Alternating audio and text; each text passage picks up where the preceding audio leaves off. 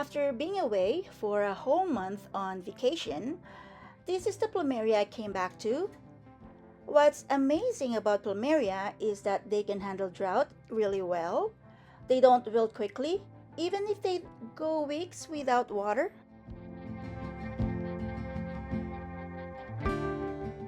That's because they absorb water when it's available and store it inside their thick, fleshy stems, just like a cactus.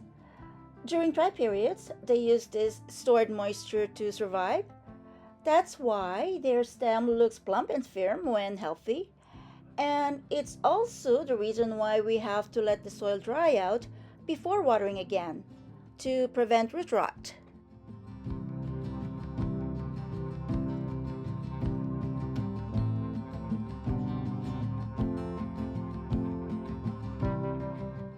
Before I left, I watered the plumerias thoroughly. I even let the pot sit in the pool of water that drained from the bottom so the soil could soak it back up.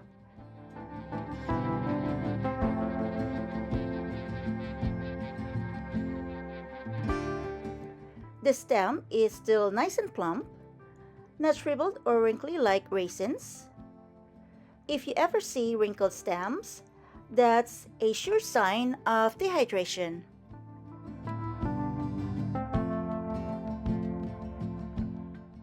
The leaves aren't wilting yet,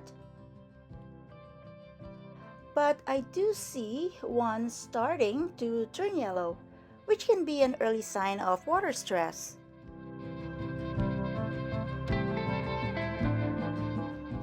Another sign is leaf curling, like this. When plumeria leaves curl inward, it's the plant's way of protecting itself from losing too much water. It needs to conserve its energy. Leaf curling can also mean the plant is protecting itself from sun stress or excessive heat. But if you see curling leaves together with wrinkled stems or yellowing, that's a clear sign of dehydration.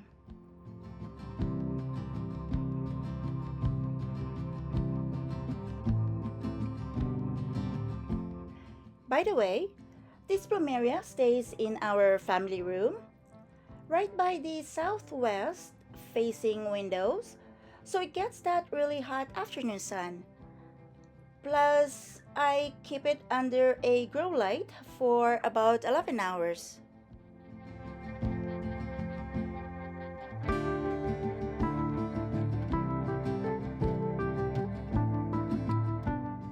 So far, I don't see any pests or diseases, which is great.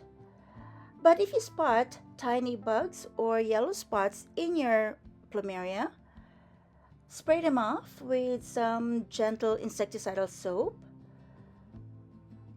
For fungus, just remove affected leaves and keep good airflow.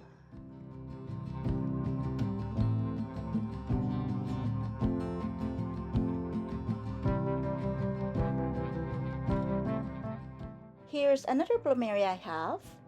This one is facing east, so it gets the morning sun.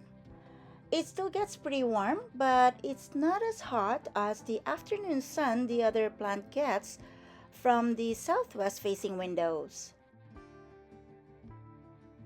This plant looks healthier.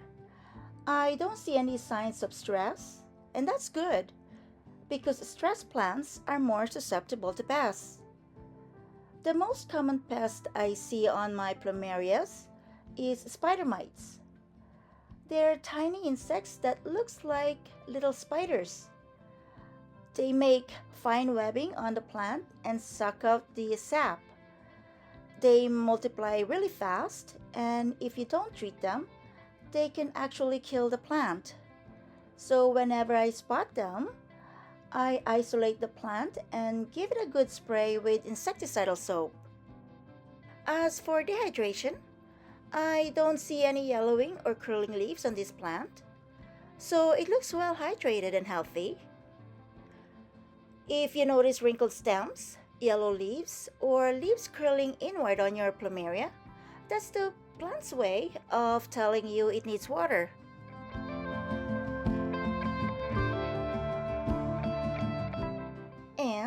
Here's the exciting part. This plant looks like it's about to bloom. This new growth is the start of bud formation. So exciting, right? What makes it even better is that this plumeria is only a year old. I grew it from a stem cutting just last year, and honestly, I wasn't expecting flowers until maybe 2 or 3 years from now. So this is such a nice surprise.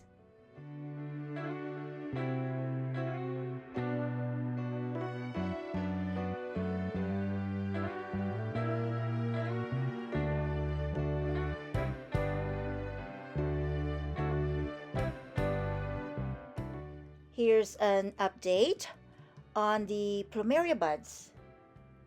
The bud stems have grown much longer and the actual flower buds are starting to form.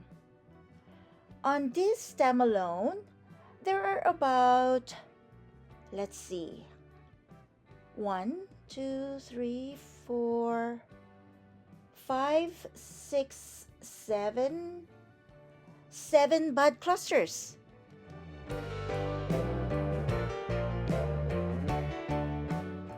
The buds are still very small, and I'm not really expecting big, regular sized flowers from this plant.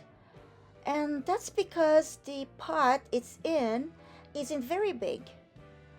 Usually, the size of the flowers depends on the pot. The smaller the pot, the smaller the flowers tend to be.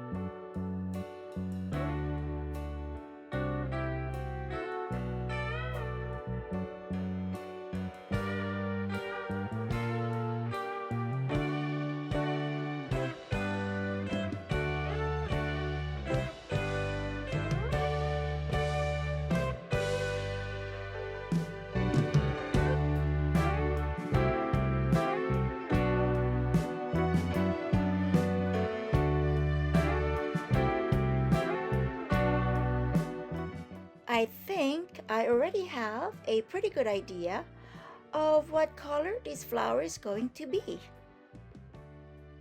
I'd say it's most likely pink. I'm about 90% sure there's going to be a pink tone somewhere, but it's really hard to tell the exact color just by looking at the buds. Plumeria flowers come in so many different colors and variations. Some are solid, some are multicolored. So we really can't see the true color until the petals open. For now, it's just a waiting and guessing game. This plumeria used to have just one stem, but now that it's flowering, it has grown into 3 stems.